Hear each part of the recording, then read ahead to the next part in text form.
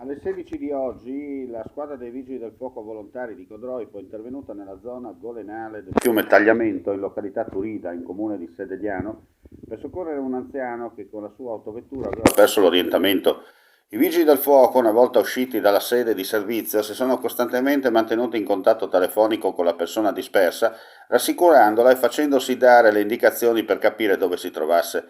Grazie alla conoscenza del territorio e alle scarne indicazioni ricevute, i vigili del fuoco hanno trovato l'uomo bloccato con il suo veicolo in una zona impervia, in buone condizioni di salute. Oltre ad assistere l'anziano, i vigili del fuoco hanno provveduto anche a collaborare per il recupero del veicolo del disperso. Tutto si è concluso poco prima delle 17.